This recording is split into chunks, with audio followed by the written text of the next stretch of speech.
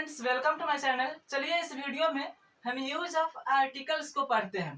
ठीक है, मैंने पिछले वीडियो में आपको बताया था कि आर्टिकल्स किसे कहते हैं और इंग्लिश बोलते समय द का यूज कहाँ करते हैं और दी का यूज कहाँ करते हैं। कौन कौन द और दी का यूज कहाँ कहाँ करते हैं। ठीक है, इंग्लिश में द ही लिखते हैं। ओके, तो द और दी का यूज बताया था, तो चलिए एक बार रिविजन कर लेते हैं। ठीक है, आर्टिकल्स ए एन और द को आर्टिकल्स कहते हैं। ठीक है, अब चलिए द का यूज कहाँ करते हैं और दी का यूज कहाँ करते हैं। तो देखिए, द का यूज कॉन्सोनेंट साउंड का पहले करते हैं, CONSONANT। कॉन्सोनेंट साउंड के पहले द का यूज करेंगे और दी कब बोलेंगे तो यदि वॉवेल साउंड रहे, ए ई आई ओ या यू, वॉवेल साउंड जब शुरू होता है तो वहां पर इंग्लिश बोलते समय दी का यूज करते हैं। ठीक है, तो और एक बात बता दें आपको कि जो इंग्लिश में वॉवेल साउंड्स होते हैं वे 20 होते हैं और वॉवेल लेटर जो होते हैं वो 5 होते हैं। वॉवेल साउंड्स कितने होते हैं? 20 होते हैं और वॉवेल लेटर जो होते हैं 5 होते हैं, जो कि ए ई आई ओ यू सब कोई जानता है। ठीक है, तो नेक्स्ट वीडियो में हम इंग्लिश के 20 वॉवेल साउंड्स को पढ़ेंगे और इस वीडियो में हम use of articles A an और दे को पढ़ेंगे। ठीक है, तो देखिए हमने यहाँ पर लिखा है कि बिफोर सिंगुलर काउंटेबल नाउन, यानी कि जो आर्टिकल्स है उसको सिंगुलर काउंटेबल नाउन के पहले ही यूज किया जाता है। अब काउंटेबल नाउन क्या है? तो देखिए, जैसे ये मार्कर है ये काउंटेबल नाउन है, ये कैप है ये काउंटेबल नाउन है। ठीक है, मोबाइल है वो काउंटेबल नाउन है। ठीक है, यानी कि जिस वस्तु को हम गिन सकते हैं वो काउंटेबल नाउन है, चाहे वो कितनी भी बड़ी संख्या में रहे।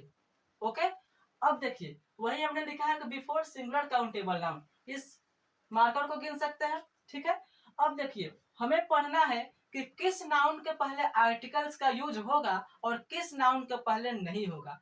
तो सबसे पहले जानते हैं कि नाउन किसे कहते हैं। तो किसी भी नाम को नाउन कहते हैं। A noun is the naming word. ठीक है, किसी भी नाम को नाउन कहते हैं। ठीक है, और जो नाउन होते हैं वो 5 प्रकार के होते हैं। कौन कौन? एक proper noun, common noun, collective noun, material noun और एब्स्ट्रैक्ट नाउन। ठीक है, कितने प्रकार होते हैं? 5। ये पांचों प्रकार मैंने लिखा है।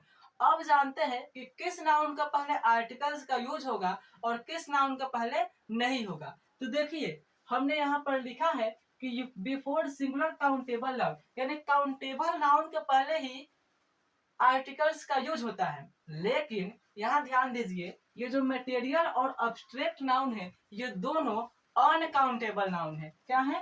Uncountable noun. तो यहाँ लिख दीजिए अनकाउंटेबल नाउन। तो जाहिर सी बात है कि जब ये अनकाउंटेबल नाउन हो गया तो ए एन का यूज नहीं होगा, यानी कि मटेरियल और अब्स्ट्रैक्ट के पहले आर्टिकल्स का यूज नहीं होता। ठीक है, अब कौन कौन सा नाउन बचा? प्रॉपर नाउन, कॉमन नाउन और कलेक्टिव नाउन। ठीक है, इन तीनों नाउनों में से ये जो प्रॉपर नाउन है इसमें आर्टिकल का यूज नहीं किया जाता है। क्यों नहीं किया जाता है? देखिए, ए और एन जो है ये दोनों इनडिफिनिट आर्टिकल है, यानी कि ये किसी अनिश्चित व्यक्ति वस्तु के आगे लगते हैं। लेकिन जो प्रॉपर नाउन है इनमें जो भी व्यक्ति वस्तु आता है वह डिफिनिट होता है, वह निश्चित होता है। ठीक है, जैसे इसके अंतर्गत प्रॉपर नाउन के अंतर्गत आता है ताजमहल। क्या आता है? ताजमहल। ठीक है, रेड फोर्ट यानी लाल किला, रेड फोर्ट हो गया, सन हो गया।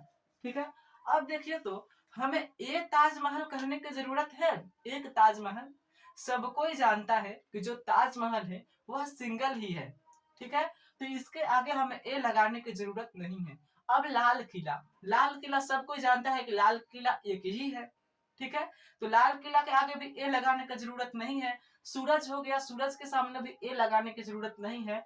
तो प्रॉपर नाउन में वही निश्चित वस्तु, वही निश्चित व्यक्ति आते हैं जो कि सब किसी को पता रहता है कि वह सिंगल ही है, वह खास ही है। ठीक है, तो इसीलिए प्रॉपर नाउन का पहले ए का यूज या एन का यूज नहीं किया जाता है। ठीक है, बात समझ में आ गई। अब कौन सा नाउन बचा? कॉमन और कलेक्टिव। ठीक है, तो देखिए मटेरियल, अब्स्ट्रैक्ट और प्रॉपर को हटा दीजिए और उसके बाद जो भी चीजें बचेगी उसमें ए एन का यूज हम करेंगे। तो देखिए कॉमन नाउन, कॉमन नाउन क्या है? A common noun is the name of given and common person every place. ठीक है, तो कॉमन नाउन क्या होता है? जातिवाचक संज्ञा, यानी किसी एक शब्द को बोलने से, किसी एक वाक्य को बोलने से पूरे जाति समूह का बोध हो जाता है, उसे कॉमन नाउन कहते हैं। जैसे हम कह दिए बॉय, क्या बॉय, ठीक है, या कह दिया हम विलेज, विलेज, या कह दिए टाउन।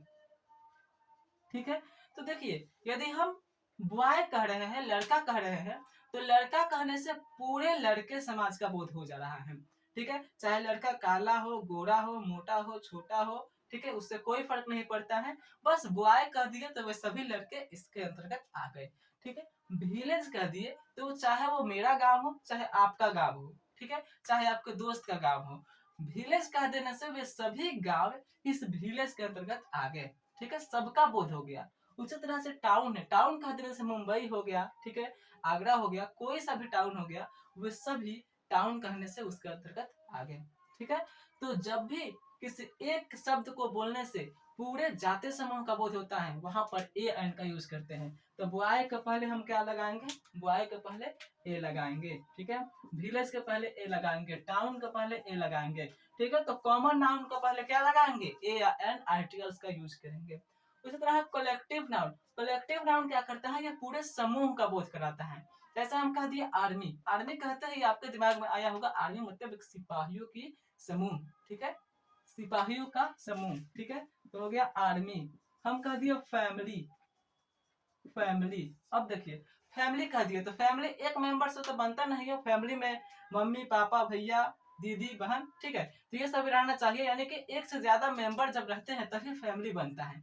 तो फैमिली कहने से क्या हुआ कि यह एक समूह का बोध करा रहा है। ठीक है, तो फैमिली हो गया, टीम हो गया, टीम यानी दल। ठीक है, तो इन सभी वर्ड के सामने ए एन लगाएंगे। तो आर्मी के सामने क्या लगाएंगे? एन लगाएंगे। क्यों? क्योंकि ये जो ए है वॉवेल लेटर है। ठीक है, तो an army, a family, A team. ठीक है, तो ये सभी कलेक्टिव नाउन का पहले आर्टिकल का यूज किया जाता है। ठीक है, तो उम्मीद करता हूं कि आपको ये सभी नाउन, ठीक है, किस नाउन का पहले आर्टिकल लगेगा, किसके पहले नहीं लगेगा, आपको समझ में आ गया होगा।